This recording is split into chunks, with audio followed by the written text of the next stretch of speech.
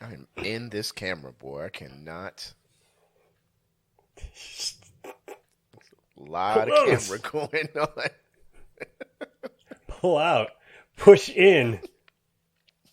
None of that sounded good. Wow. Yeah, it's a lot of camera. I Yeah. don't know. All right. Yo, what's up, Kev? What's going on, man? I wish we had like one of those night vision effects. You would look like one of those old MTV reality shows where they put somebody in a dark haunted house or whatever, all up in the camera. The GoPro Right. on the helmet. On straight up. I'm like, yeah, I'm taking up the whole window in this joint. BTSN is like, back up a little bit, fam. It's funny thing is I tried to like push the computer back. I guess that might work, but then I'm not gonna be able to see. That's the thing. Then my blindness kicks in, right? So. Oh man. Well, I think we should really get into this because we're on a clock here clearly. Because since you just had some Taco Bell, Oh yeah, oh yeah. tasks need to be completed at a rapid clip. If you notice that I checked out for a couple minutes, just know Kev ends the show. All right, thank y'all for tuning in. Trek is gone. No bueno. No bueno. Hey, buddy. With Moss. That's quite a statement for Taco Bell. Like that's real advertising, right? You're doing the Moss. Legit. Yo, real quick shout out, man, because I tell a lot of jokes about Philly, man, but I really like Philly as a sports city, so I'm pretty happy for them to have the Eagles in the Super Bowl, in spite of all the and it's weird because as great of a sports city as they are, and other things, right? Like just culture and arts and people that have shaped our time. It's just so weird that that the Rocky statue is their like definitive. That's what weirds me out. You know what I mean? So, but Rocky statue withstanding. Congrats to Philly, man. It's big. Yeah, I was waiting for Fizz to tell me that I jinxed it for San Francisco by seeming to present that I represent San Francisco. He must have forgotten. Yeah. Yeah, man. They were fighting before the game even started. That was great. Yeah. Fantastic. Right? Just epic. Just scrapping. Let's just go, right? What are we waiting for? Football is wild, man. That was kind of one of the couple of like pregame things I wanted to get into because football is crazy. And you have to be a crazy person to play football. I think football, boxing, hockey, and probably rugby. I've never really watched rugby. Like you have to be an insane person to like want to do that. I'm sorry, but that's just especially at that level. Like because I happened to turn it on yesterday. I don't watch any football, but I happened to turn it on because I was just like, it's not like I got to watch. Feel like I have to watch 18 games on Sunday or whatever. Yeah. So I turned it on and I just happened to turn the TV on right before they got going. And so the kid sits down and watches it with me. And then, we're looking at, God, I can't, I'm not going to be able to name the player, but, like one of the running backs, relatively small compared to the rest of the, like offensive line. Yeah. And I point to him and I told my daughter, I was like, you see that guy right there? He's probably bigger than any human being you've ever met in your life. Now look at everybody around him. It doesn't make any sense. These dudes are like, the linemen are like 6'5", 370 pounds, and they run like a full, run. It's like being chased by like a hippo. Like you don't think that it's supposed to be that fast, but then it's like, whoa, wait a minute. Like whenever you're around somebody like that, you just have to legit be scared that they may trip and fall on you, Dude, and it's over. I'm just saying, it's done. It'll hit you harder than Taco Bell for real. Yeah, that's living moss. Yeah, it's always funny. I remember emceeing in my younger days. Doesn't happen so much now that I'm older and I'm emceeing because I'm not emceeing in Hollywood anymore. But you know, occasional pro football player or multiple football players would come through to a club I was working, and the bouncers were just like, "All right, if anything happens, you guys are unprotected. There's nothing we can do." You know, usually the bouncers are the biggest human beings in the area, but once the football players walked through, it was like NFL football players. I mean, even college ones. Like if football players from Georgia walk through, those are giants. Those are actual giants. And the bouncers used to be like, yeah, but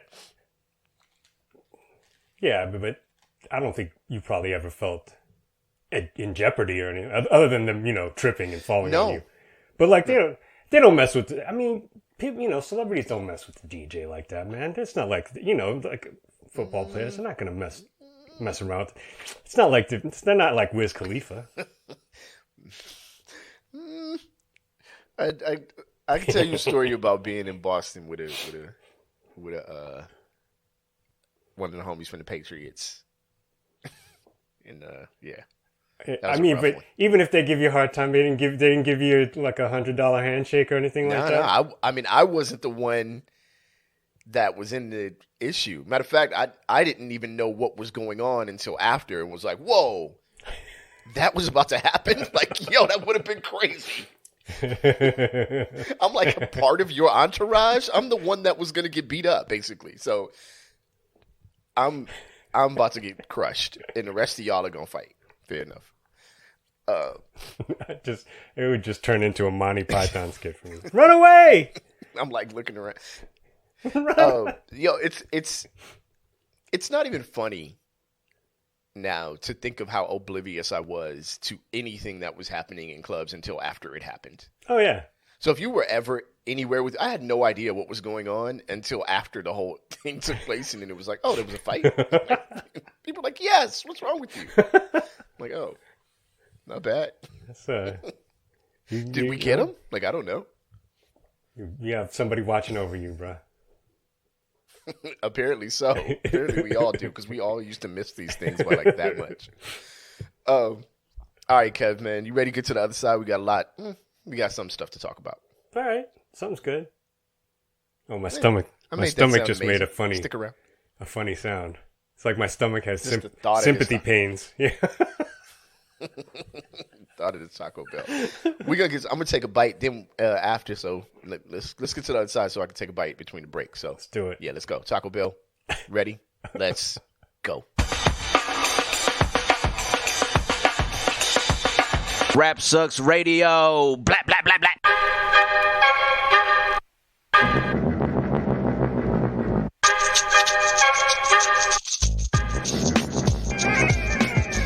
What up, y'all? You alive on Rap Sucks Radio with your homeboy Track Life and your fam, cousin Sakoda. Make sure to place your order on the Taco Bell app and use podcast promo code BubbleGuts. Yo, we'd like to thank y'all for tuning in, man. We appreciate each and every one of y'all. If you'd like to catch past episodes of this show, you can go to rapsucksradio.com or any of your favorite podcasting platforms, or you can watch us on your TV. BTSN Behind the Scenes Network. Download the app or channel on your Roku or any of your Amazon Fire devices. We are right there with plenty of other dope content. BTSN Behind the Scenes Network. We want in. Check us out on social media, man. Rap 6 Radio on Instagram and RSR Podcast on Facebook. Took me a second. Yeah. I had to catch it. 1 sec. I was like, where are we at again? I was confusing us with that other show. It's all right. Everyone does. They're still around. Sure. They were on like their third episode. Killing it. Murdering it. Bodying it. You know what they don't have? They don't have a Taco Bell sponsorship. They don't. They don't. They're not running for the border. I wonder if the border means the bathroom. Oh, man. What, like in Spanish? No, in their interpretation. Well, they have a whole different Spanish. Wait a minute. Hold on. It's like the Revenge of Taco Bell. Hold on. Yeah. Taco Bell has like 99 cent store Spanish. All right, man. Let's get this started. Episode title is not as fun as when Kev writes them. Oh. Is rap better when it's fun or serious? We're going to get to that in topic 2. Let's get started with topic 1. The future is here. Say goodbye, humans. The reason for this is ChatGPT has gone mainstream. AI is in the building. The source here is actually not the Yorkshire Post. It's another one because the Yorkshire Post had a paywall. But go there if you want. Players involved are them bots. Them bots. Megan. Check it out. Straight Megan. ChatGPT is a highly popular AI-based program that people use for generating dialogues. The chatbot has a language-based model that the developer fine-tunes for human interaction in a conversational manner. It's a simulated chatbot primarily designed for customer service. People use it for various other purposes, though. What is it? All right, Kev, let's get into some tech talk. All right, do it. Tech talk. Tech.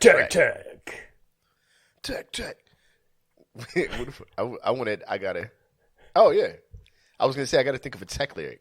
You know, King Tech. John Wayne couldn't withstand the reign of the tech. You know what I'm saying? All right. If you're new to this ChatGPT thing, I'm going to explain it to you guys really quickly. So ChatGPT is an AI chatbot auto-generated system created by OpenAI for online customer care. That's what it's for generally. It is a pre-trained generative chat, which makes use of natural language processing. The source of its data is textbooks, websites, and various articles, which it uses to model its own language for responding to human interaction. The chatbot system provides information and responses to inquiries through AI. The popular version of the ChatGPT is the GPT-3 model. The main feature here, Kev, is generating responses like those humans would provide in a textbook. Therefore, it is suitable for chatbots, AI system conversations, and virtual assistants. It can also give natural answers to questions in a conversational tone and can generate stories and poems. Moreover, ChatGPT can write a code, write an article, translate, debug, write a story and poem. Kev. All right. Are you familiar with this? Somewhat. Right. Everything you just said to me makes complete sense. Okay. So have you used it? No, I haven't. I have no idea how it works. All I know is that when it finally gets adopted widely by customer service professionals, I'm sure they'll still find a way to put you on hold for 20, 30 minutes. It's going beyond. Shut up. God. Isn't that what Southwest Airlines was using over Christmas? They have to be. They had to be. No, it might have been better. Poor customer service people for that company. Oof. All right. So I've used it. I'm going to bounce past this back to you, but this is the thing. You have? Oh, you have used it. I have. And I don't use the app or I actually use the back end, the GPT-3 protocol, which is not anything super special. It's just instead of using the app or, which is almost always down. Check you out. Check out GPT young boy over here. GPT young boy, fam. Old boy. Old man. GPT old man. GPT gang in the house. So, because my coworkers might listen to this, I'm not going to explain some of the things I was able to do with it. And this is all work related, not like anything insidious or gross. It's just work related stuff. Like, all right, I need some help here. And I'm like, yeah, bring it on. Bring on this AI. Like, let's go right now. You know what I mean? Because I'll give you an example. The funny thing I did today was I said, all right, write a rap about a strained relationship between a man and woman in the style of rapper Trek Life. And it wrote a rap, right? And I read it and I was like, all right, maybe. I'm a little more cleverly wording than that. Then I actually changed the rapper 3 or 4 times, and the rhymes came out different. Like the raps actually did come out. The premise was the same, but the raps, the verses were actually different. And I was like, yo, all right. Did you try and put in Carl Thomas? I should have. I'm not saying that the raps were super dope either. I'm saying if I was struggling to come up with another line, I heard Will I Am on KNX 1070. How old am I right now? KNX 1070, by the way. Talking about how it's the future. Will 1X finally cracking into AM radio?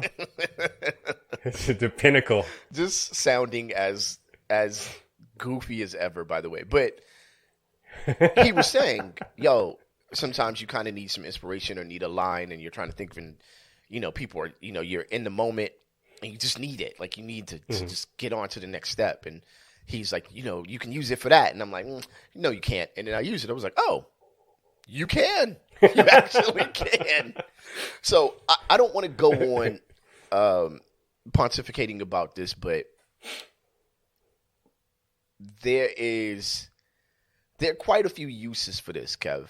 So now that you kind of have an idea of what your lesser educated friend has used it for, what do you think about the idea of AI, kind of taking its kind of first steps into the forefront of daily usage?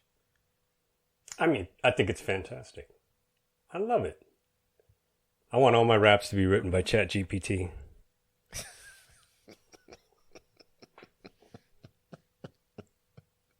I feel like I shouldn't have told you that. If I drop another song, you can be like, who wrote this? Ghostwriter. But I would just be feeding it complete nonsense all day. Please write a hardcore gangster rap with a West Coast influence in the style of Fleetwood Mac. And just...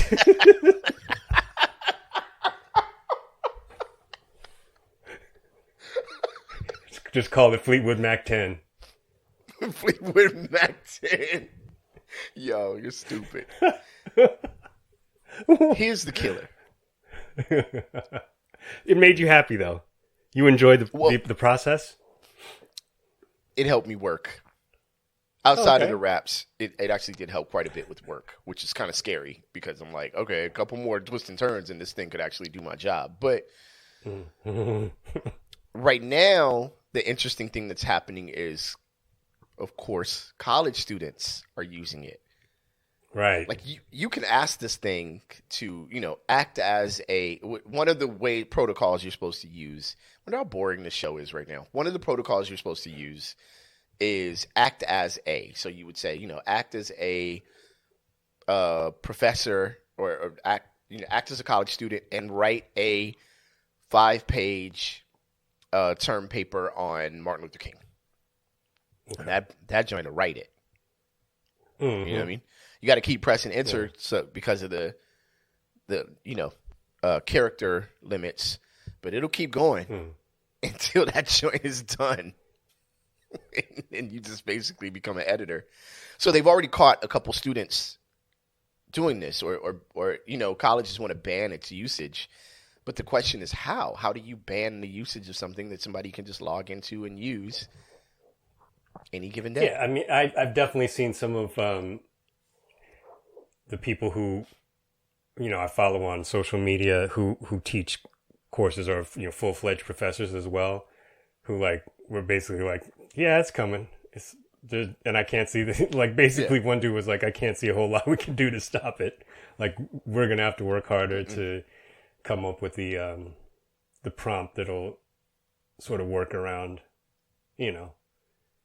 the possibility of cheating using it. So I guess that's interesting. I guess, is it going to elevate everybody's level of thinking? Like, does asking a better question yield a better educational experience? Maybe. I don't know. I mean, if you're at the university level, maybe that's it's a great thing. If you're at junior high school, do teachers really have time to get creative every hour of every day? That might be a little bit tougher of a sell, but we already have tools. Just think about how much easier Google and Wikipedia have made things, just at least as a starting point, right?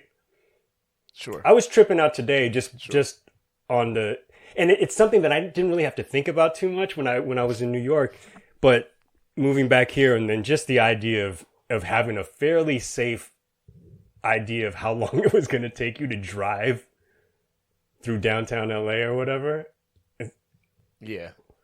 Like that's a game changer. You know what I mean? It's a whole different move. Yeah. Because now you can't, Absolutely. it's not like you could say like, oh, I got stuck in traffic. It's like, I saw how long it was gonna take, and I was already late, and I realized I didn't care about seeing you on time, and here we are.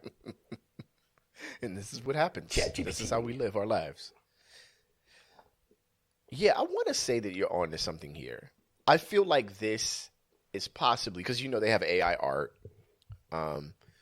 Another kind of video editing program I'm going to try. I actually signed up for it, so I'm going to video and audio editing. So I'm going to try that over the next couple weeks. Maybe one of the episodes I'll try it. Like, let's see what happens. I believe it actually has like a mix and mastering setting as well. So we'll see. That's what I was going to bring up is a lot of the audio tools that use algorithms. Basically, it's sort of, I mean, at this point, somewhat rudimentary in terms of the artificial intelligence. That, everything from analyzing a frequency spectrum and assigning EQs and based on a descriptor that you give it. Like I want my mix to be bass heavy, right, and unique, right. Or I want my final mix to be bright and wide in the stereo field. Like all those things are things that you can do now, and it works, and it just makes things a lot easier. It still doesn't mean that a great mastering engineer isn't going to make your stuff sound better, but someone at home can kind of do that, as well as all the other things that are going to come along. Like Stems just came out on Serato to be able to separate out and unlock some additional creative potential. That is amazing to me. Yeah, it's awesome. And I've used a couple tools like there are some drum programs that are like, it's not so much creating a drum pattern, but knowing what you want the pattern to be, and then just being able to quickly scroll through every single kick that you have or every single snare you have, so that the combination in that rhythm pattern that you've created for that song sounds better than the the 4 snares you always use on every single song. You know what I mean? Like that kind of thing is like as a sketch pad is pretty remarkable. Too bad I don't make beats anymore, but I mean, I'm thinking to myself, what a time to be alive. If I'm, and you mentioned, I think the best part in what you said is as a sketch pad, the foundation of, and I'm terrible at mixing and equally terrible at mastering things. So that's just the nature of my existence at this point. But there are some foundational things, some EQ things that I think that if half of that work is done, then a great engineer, a great mastering technician will be able to say, okay, I don't have to spend an hour and a half doing this initial thing. And I know people say like templates can take care of that, but this is song by song, style of music by style of music. I mean, I think that it is going to be a massive improvement. Is it scary? Yes. It's pretty damn scary. A lot of people are worried about, whether AI is going to be like, you know what? Now we actually don't need you. And then there's that. But I don't know. We might be a long way from that. I think we've gone through periods of being, the introduction of new technologies like this throughout our lives, our parents' lives. Like my dad, was an engineer, retired now, but I remember he brought home, like a scientific calculator at some point. Mm-hmm. And it was a big deal. I asked him the other day, I was like, do you remember how much that thing cost? He was like, probably a couple $100. Yeah. I was like, for something you can do on your, like on my kid's little fake smartwatch, she could probably do more intense calculation than he could do on that scientific calculator. You know what I mean? Like, and so from the printing press to now, it's like always, something's going to get lost in the sauce or whatever. But I guess it's just going to end up being, what are you going to do with it? Yeah. If everyone's got the same access to the same tools, the people who will emerge are going to be the people who can do something unique with it. Right. That said, that's not to gloss over the fact that there are still a significant number of people who will not have access to some of these tools. But that's changing a little bit as well, so. Yeah. My hope is that it provides equity, right? And that to me, that's a difficult thing, but difficult conversation. But yeah, I advise everyone to check it out.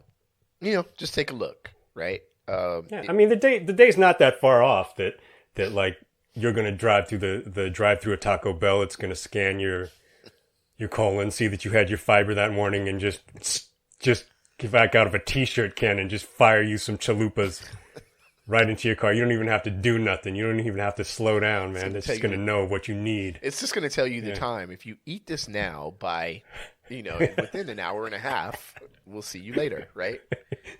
Yeah, take this toilet paper. Right, too. Exactly. Take this toilet paper and I guess your laptop if you're... Do some catching up on AI. We'll be taking over your world soon. All right, man.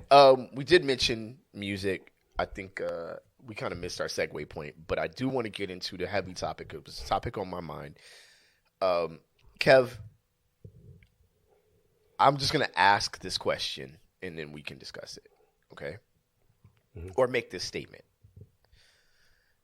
I think the 90s carryover may have taken the fun out of rap.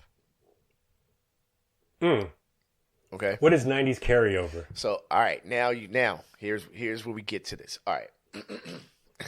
Let me present this for you.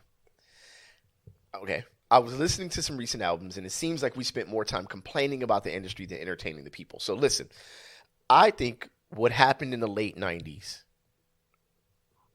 okay, let's pattern this into somewhat of thirds, using 89, 88. There was a Public Enemy level, using Public Enemy as the level, where there was a seriousness, then there was I Can't Do Nothing For You, Man, and the balance of being able to make you dance and think at the same time, and right?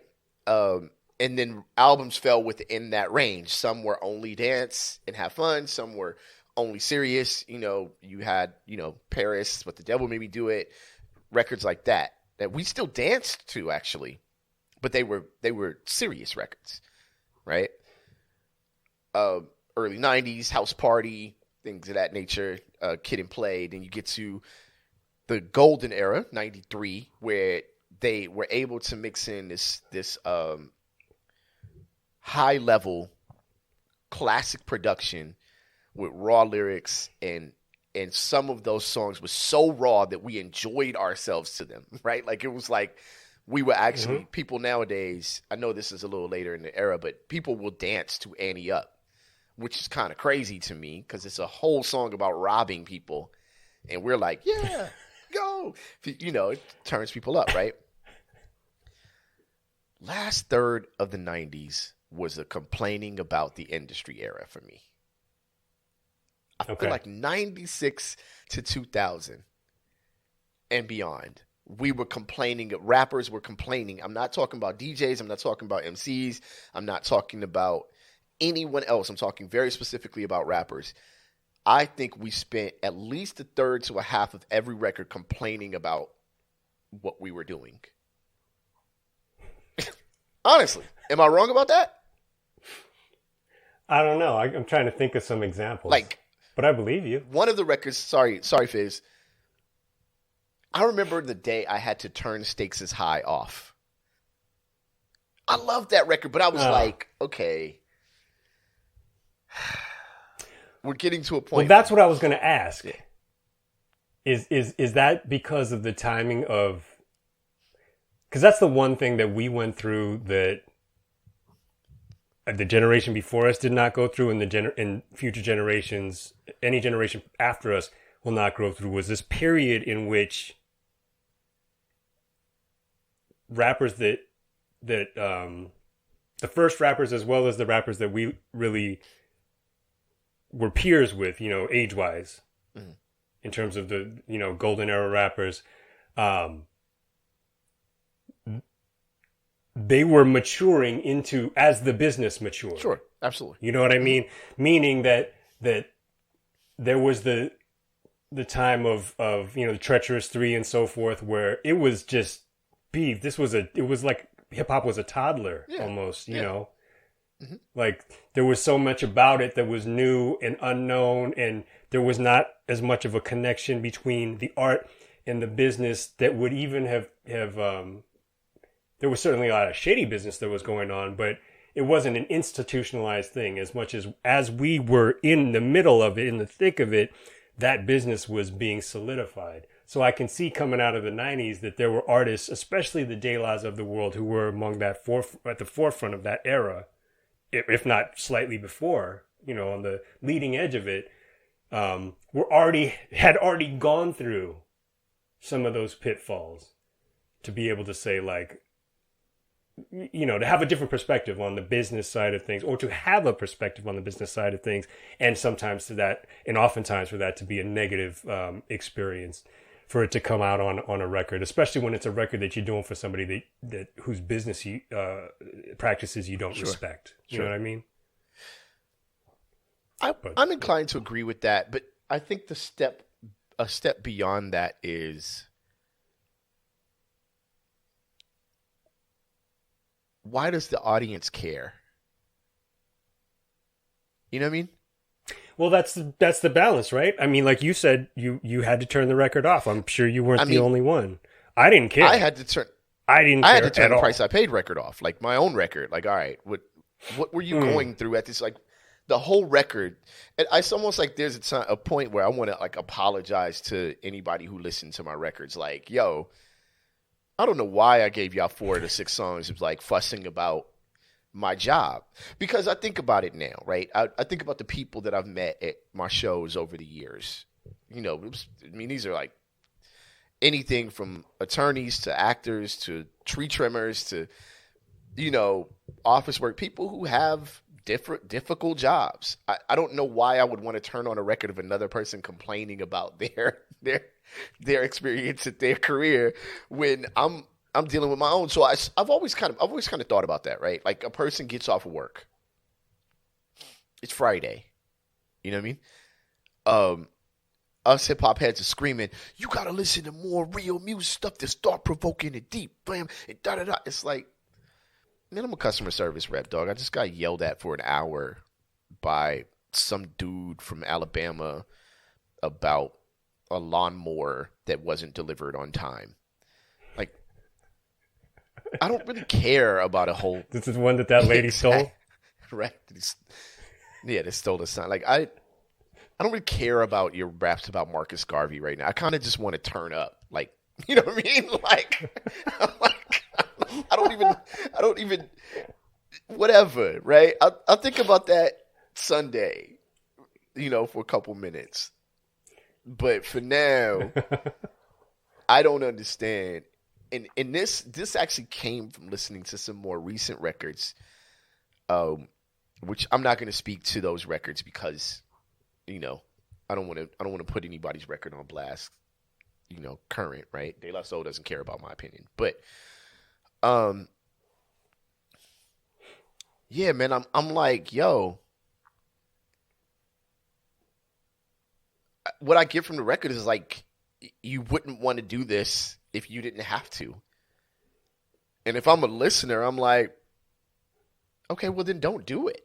What about this is, who's forcing you to make these records, fam? Just make them and leave it at that. But the whole idea that this is so difficult, I mean, it's not difficult for me. Maybe this subject is actually more of a statement than a subject. But I guess I'm trying to bounce this off of the audience and yourself, just saying, like, what about these records after it's 2023? We've been making those same records, right, since like 94. Still? You know what I mean? So you're talking about people roughly our age. You're not talking about So new, I think young, that's what I'm getting at, 20-year-old. Kev. I think the young era. I made a statement again. We talked about it a couple weeks ago. I made a statement on Facebook. The rap was ruined, right?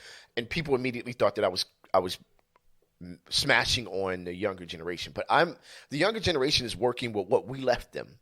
So what I'm saying is we're the ones that ruined it, not they're ruining it now. We're the ones that it was this. I thought more of an amazing trajectory. It was dropped off to us by, Chuck D and Run DMC and all of the earlier greats kind of dropped it off, and then Organized Confusion and Freestyle Fellowship and I don't know, Souls, Farside, all of them picked it up. Gangstar ran with it even further. Tribe, of course, I can go on and on with the names, right? And then it took a different direction, right? Like you had your slum villages and your little brothers, and the art of rap was on this kind of really massive incline where there were master classes. If you go back, me and my oldest daughter, I'll tell her one of the greatest rap verses you'll ever hear is Fonte's verse on Whatever You Say, because you honestly didn't even realize that he wasn't rhyming until he mentioned it. And he was like, yo, right? Mm-hmm. There was a point between the golden era and the jiggy era, whatever, where we were hearing, and we still have heard great raps. Trust me, I'm not saying that people aren't dope right now. People are very dope right now. But there was this point where I feel like if us as old heads would have been more nurturing with the art of it and kind of less jaded about it, I feel like the younger generation who seems so like fervent and active and desiring to want to be dope now would have had more to work with. I don't think we left them as much as the generations before us left us. Does that make sense or no? What do you mean? We gave them Chat GPT to write all their raps. What you talking about? That's true too. I mean, I don't know. I feel like good art is either a reflection or a reaction to whatever's going on around you, right? And there are different ways to do that. It can be a violent reaction. It can be an angry reaction. It can be a, contemplative reflection of just, Marvin Gaye, what's going on? Mercy, mercy me, right? Like but great art will always, regardless of the genre, spark that emotion or that feeling or that, at least take you into the mind of that artist in a way that you can't just do, not just anybody can do, right? So I don't know if I take, as far as the subject matter, it's like I generally don't. One, I don't listen to rappers. They don't, they don't impress me. I could honestly, yeah, I could, I couldn't tell you the subject matter of a lot of songs that I would probably rock to a lot when I was younger, save for a few. But there's a lot of complaint. There's always going to be complaining. We complain. That's what we do. The R&B era doesn't have as many complainy raps or songs as the hip hop era. Like in essence, I feel rappers make me feel like, outside of will.i.am, even Drake. Like sometimes I'll just catch a Drake song and be like, "Damn, though, you sound like you are not enjoying this at all." You know what I mean?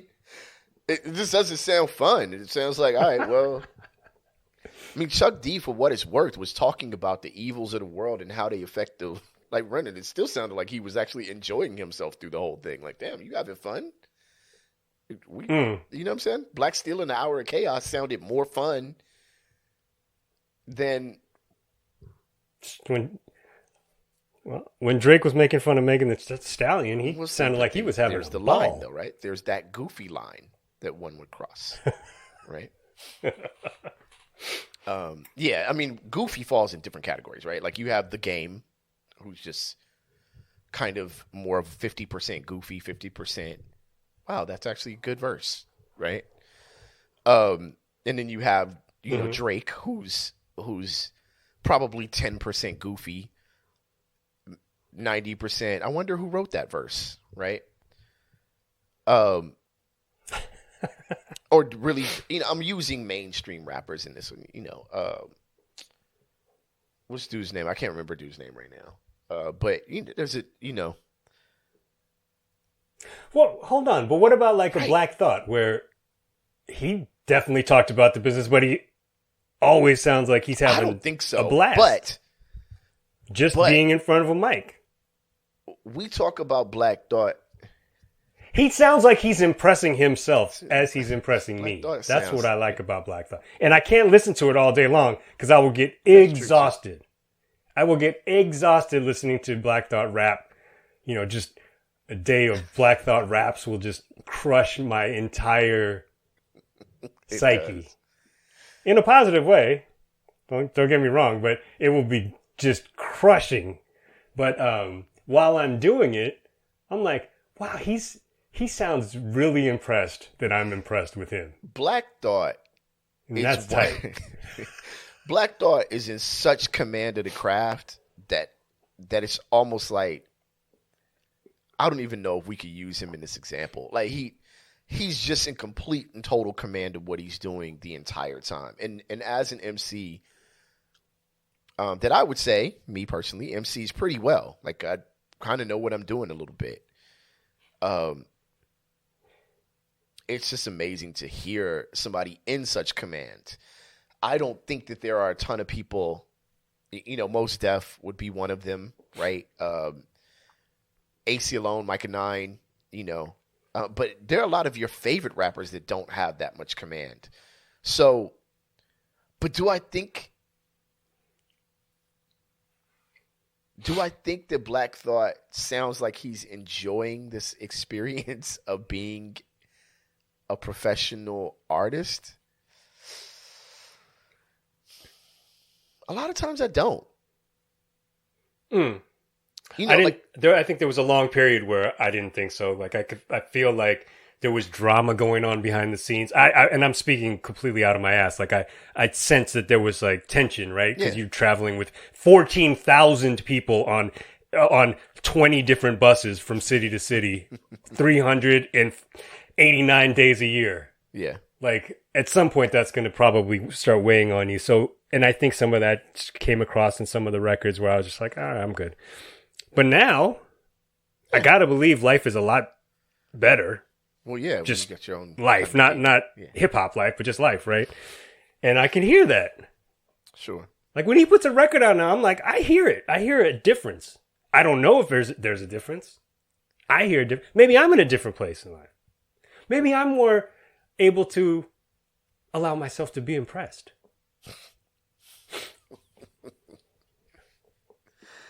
That was such bullshit, that last part. But the thing, I don't want to get into too deep of specifics with that. I'll just say that Black Thought has complete command of the emotion and delivery of his rhymes. I think he's in a class all by himself. I think Nas is a good example of what you're talking about. Like now, Nas sounds like whatever, man. The world is a beautiful place. I'm in it. Like I'm good, Jay sounds good. Mm-hmm. And I guess I want to conclude my thought on this, my part on this. Any artist's job is to present how they feel when they feel how they feel, right? And whatever that feeling is, it's for us to just, absorb and that's about it. I don't even know if having an opinion on it really matters, as far as we're all going to have them. We're entitled to them. But as an artist, if you listen to Crown Heavy, I'm being very honest here, not defensive of any sort. I don't really care what you have to say about my records, period. I've never cared.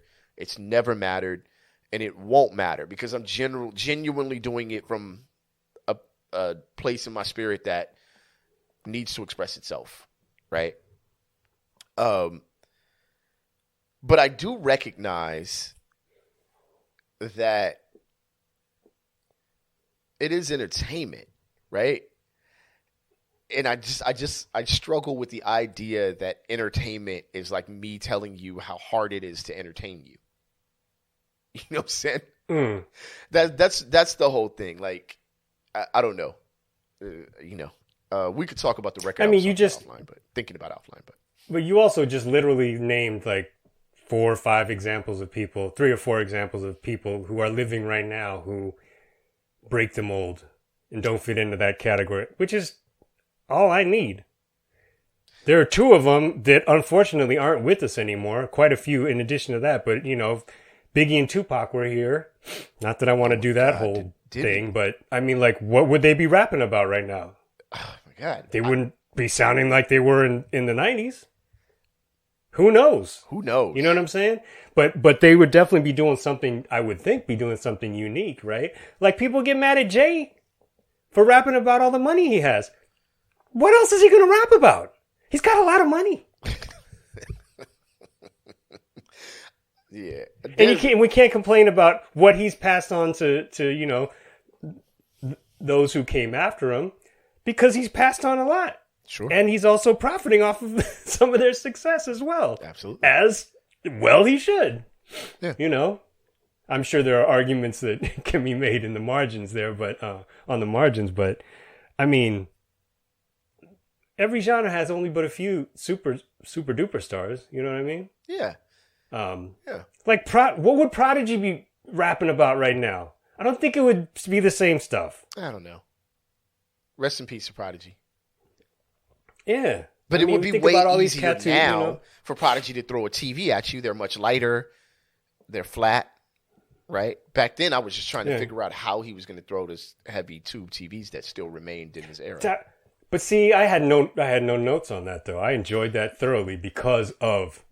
You really have to be very, very angry at somebody to take a big tube television. Because he had a big TV. He was already doing well enough to have a relatively big He wasn't throwing a 13-inch little Sony at you. He was coming at you. Yeah, it was like a 32-inch Trinitron. And it was that TV's coming for your ass. Yeah, it is. That TV is, that's no joke.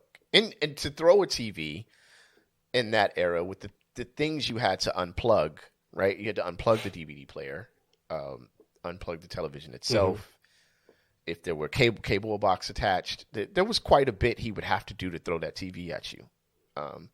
So I feel like he would have kept that going a couple of years because that's quite a strong. He might have just been so angry. You just pick it up, just throw the whole thing at you. You get hit by the TV, then you get smacked in the nuts by the NES that's just whipped around. Couple controllers to the sides of your head. I wonder if we've gone off the rails. All right, Kev. I feel like there should be a part 2 to that conversation. I actually really am. I think we should do a game show where it's just old rappers throwing TVs at each other. Call up Chief Shot, man. Call up. Let's go. We got an idea. All right, yo. You know what it's time for, Kev? Oh, we're going to do this? Here we are. Now? Yeah. Oh. Ladies and gentlemen, my favorite segment that we do here on Rap Sucks Area. Second favorite segment, actually. I like Dan Nature a lot. I introduced to you Sakoda ones. All right, what do we do here? Well, I say a title of an article to Kev, right? And we do basically the same thing we've been doing this entire show, except we call it a Sakoda one. That's basically how the segment works, right? Good It's a great explanation. Kev, Idaho man sets new fist bumps world record. This is a monumental feat in the world of competitive fisting.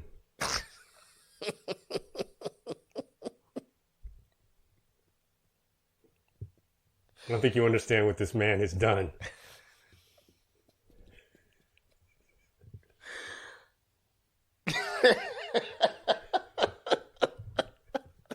I can't even. Doug. Okay. Let's just Throw a TV at you, crazy. Let's just end the show. Let's just end it. Just so you know, he broke the Guinness Book of World Records for the most alternating fist bumps in 30 seconds. Yeah, he did. This is the dumbest thing you've ever shown me. Alternating fist bumps in 30 seconds. Yeah. Guess who's going to have a new statue in Philly? What? This guy. We in here. Take that and that.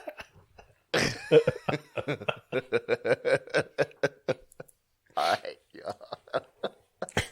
y'all. Wow. Right at the top of some memorial steps, like something important. All right, yo, check it out. Thank y'all for tuning in, man. This has been Rap 6 Radio. I am your homeboy, Trek. Like that right there, that dude is your fam, Kev Sakoda. Yeah. We appreciate each and every one of y'all, man. Check out past episodes at rap6radio.com. Check us out on social media. Rap 6 Radio on Instagram. RSR Podcast on Facebook. New episodes every Tuesday. We out of here like last year on the count of three. We say peace. 1, 2, 3. Peace. Peace. We out.